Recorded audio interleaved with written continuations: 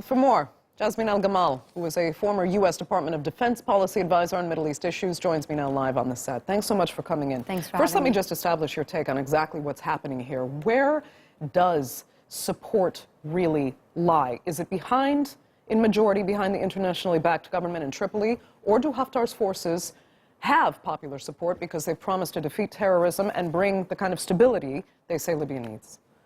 Well, it depends on what audience you're talking about. So if we're talking about the international community, then Haftar's forces have a lot of support. Technically, governments like France, Saudi Arabia, Egypt, the UAE, and the United States have expressed support for the UN-backed legitimate government of the GNA, basically. But behind the scenes, they've been slowly and steadily building up Haftar's forces for the last few years with training, with funding, with diplomatic support. And so it's easy to see why he thought that he could do this without much pushback from the international community. And let's be honest, they're not really behind the scenes anymore. Not so much anymore. I mean, you know, slowly it's been coming to light that French forces have been in Libya. Obviously, it's no secret that Saudi Arabia, the UAE, and Egypt have been fully behind Haftar's forces. They see him as acting as sort of a bulwark against terrorism, against ISIS. France put their bet on Haftar's forces, also seeing him as a strong man, a military man that could bring stability to the region, to the country, and also prevent migrants from flowing into Europe, which is a huge issue on France's mind, obviously. Right, and as you started by saying, it kind of depends who you talk to, really. You do get two completely different narratives depending on which side you address. When you speak to people in the internationally backed government, they almost treat it as if this advance is some kind of joke. You know, that they've already almost militarily defeated this advance, this offensive. It really can't go any further. Days go by, and it is progressing. What is the end game, then?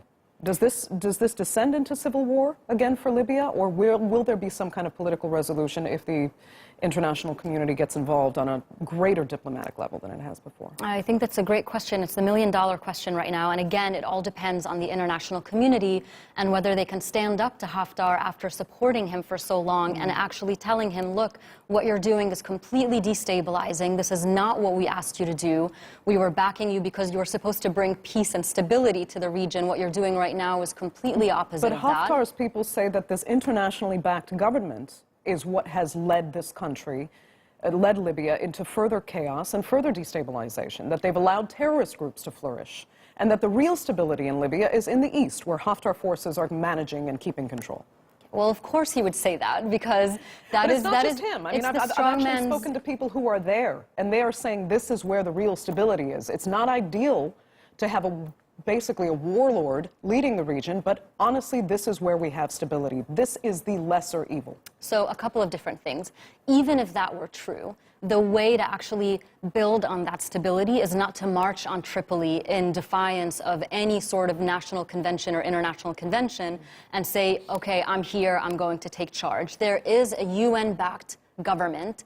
You remember that Haftar did this just as the UN Secretary General was in Tripoli to lead peace talks and to broker some sort of deal moving forward for elections.